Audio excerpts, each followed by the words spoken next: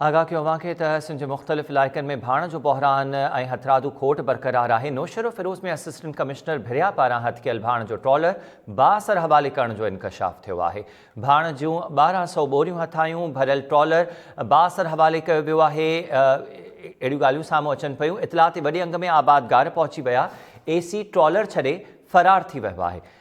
आगाह कयूं पिया कि नौशहर फ़िरोज़ में असिस्टेंट कमिश्नर भिरिया पारां हथ कयल भाण जो ट्रॉलर बाअसर हवाले करण जो इंकशाफ थियो आहे। इहो मामिलो जॾहिं साम्हूं आयो त वॾे अंग में आबादगार उते पहुची विया आहिनि, जंहिंखां पोइ असिस्टेंट कमिश्नर उतां फ़रार थी वियो आहे।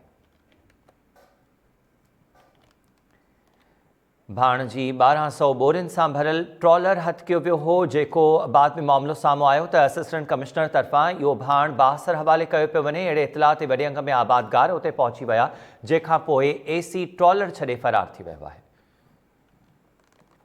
ज़ाहिद राजपर खां तफ़सील मालूम कयूं था। ज़ाहिद, आगाह कजो 1200 बोरियुनि सां गॾु इहो ट्रॉलर हथ कयो वियो हो। इहो ट्रॉलर हिन वक़्तु किथे बीठल आहे ऐं एसी उते मौजूदु न आहे आबादगारनि जे पहुचण खां पोइ?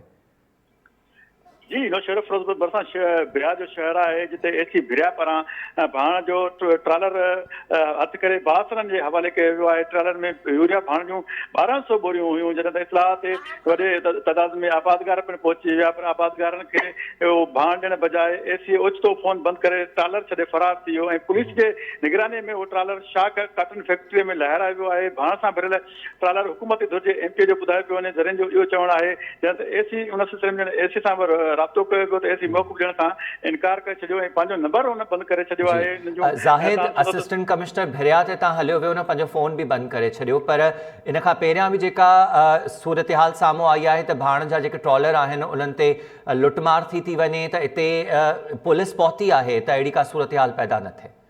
जी बिल्कुलु, पुलिस पे पहुती। उन बावजूद पुलिस जेको आहे निगरानीअ में इहो ट्रॉलर जेको आहे हुकूमती धुर जे बाअसर एमपी जे काटन फैक्ट्रीअ में लहिरायो वियो आहे। आबादगारनि खे भाण ॾियण लाइ तयारु न आहिनि। आमतौर जेको भाण आहे उहो हिन वक़्तु बि 2700 खां 3000 में ॿी फी बोरी विकिरो पियो थो वञे, पर इंतज़ामिया ख़ामोश आहे। जेके भाण जा इहे अचनि था उहे जेके हुकूमती धुर जा बाअसर माण्हू आहिनि, उन्हनि जे जेको आहे काटन फैक्ट्रियुनि ते गोदामनि ते लही था वञनि, पर आबादगारनि खे नथो ॾिनो वञे। आबादगारनि खे भाण महांगे अॻिते विकिरो थी रहियो आहे, पर जेको इंतज़ामिया उहा सॼी बेवस पिणल आहे। इंतज़ामिया बाअसरनि जी धुर हुजण करे जेको सॼो मामिलो जेको थी रहियो आहे, पर आबादगार इन सिलसिले में तमामु घणो परेशान आहिनि ऐं उहो तमामु घणो सफ़र कनि था। ठीकु आहे, इंतिज़ामिया तरफ़ां अञा ताईं इन सूरत हाल जो नोटिस नाहे वरितो वियो ऐं इतलाह साम्हूं इहे पिया अचनि त हुकूमती धुर जेके बाअसर तरफ़ां इहो ट्रॉलर घुरायो वियो आहे, जंहिंमें 1200 भाण जूं बोरियूं आहिनि। आबादगार इहो सवाल पुछनि पिया त उन्हनि खे भाण न पियो मिले, पर बाअसरनि खे ज़ख़ीरा अंदोज़ी करण जी इजाज़त ॾिनी पई वञे। इंतिज़ामिया को इन में सिलसिले में तहरुक न पई वठे। एसी भिरिया बि नंबर बंदि करे छॾियो आहे।